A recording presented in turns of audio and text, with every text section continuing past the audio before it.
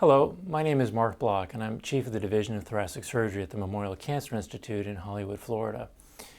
We see a lot of patients with lung cancer, and I thought it would be helpful to make videos that cover some of the basic things we talk about.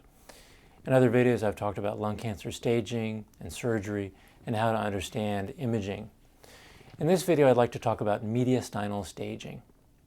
Mediastinal staging is really important in order to define how we want to best care for somebody with lung cancer. In an earlier video, I covered the concept of lung cancer staging on a scale from 1 through 4. And I discussed that with stage 2, lymph nodes in the lung are involved, and with stage 3, lymph nodes in the middle part of the chest, or mediastinum, are involved. And the treatment is very different. If we find cancer in the lymph nodes in the mediastinum, then we recommend chemotherapy and radiation therapy. We do not recommend surgery right away. So it's important to know if there's cancer in those lymph nodes.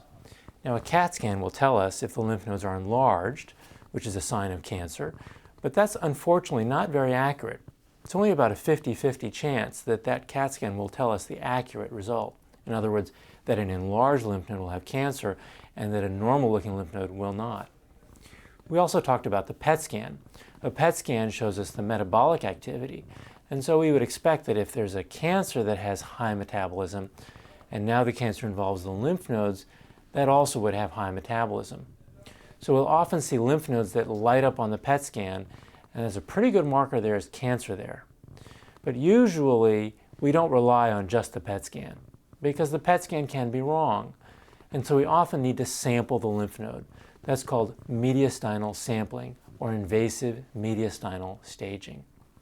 We need to get a piece of the lymph node to look at under a microscope to make sure that we know whether it's cancer or not.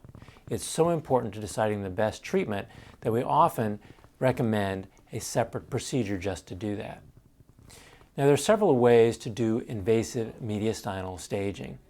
The gold standard, or the traditional approach, has been an operation called a mediastinoscopy. That's a fairly safe procedure. It's done under a general anesthetic. We make a small incision right above the breastbone and put a special instrument down alongside the windpipe. We can use that to take little pieces of the lymph nodes along the way. That's a very accurate and, in most cases, very safe procedure. In recent years, there have been some new technologies that we've taken full advantage of that seem to be replacing mediastinoscopy, and that's called endoscopic ultrasound. There are two forms. One is called EUS, or esophageal endoscopic ultrasound, and the other is EBUS, EBUS, or endobronchial ultrasound. We use an endoscope, a bronchoscope, or an esophagoscope that normally goes down into the windpipe or down into the esophagus. Those scopes have a little camera on the end so we can see what those structures look like. The newer scopes have a small ultrasound transducer on the very tip. You may be familiar with ultrasound by looking at images of fetuses in the womb. The ultrasound image helps us look through structures to see what's on the other side. So when we use one of these scopes that has an ultrasound image on the end, we touch it up against the wall of the esophagus or the wall of the trachea, the ultrasound image will show us the lymph nodes. There's a special channel. We can advance a small needle through that channel directly into the target lymph node under ultrasound guidance, use that needle to suck out a little bit of the material and look at it under the microscope. It's a very safe procedure. It takes about 20 to 30 minutes. It's an outpatient procedure, and usually we can do it with just general light sedation. It does not require a general anesthetic. And we've had very good success with this test. It's very accurate at telling us if there's cancer in the lymph nodes or not. So I have a picture here of a PET scan to help illustrate what I'm talking about. So this is a PET scan of a patient who has activity in one of these lymph nodes. The patient has a cancer we know about, and now we're trying to decide whether or not there really is cancer in that lymph node.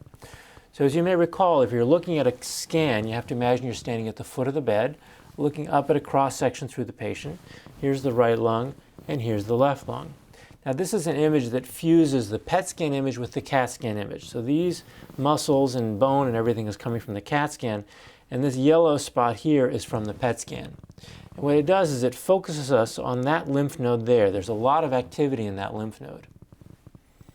So that activity tells us that there's a lot of metabolism in that lymph node.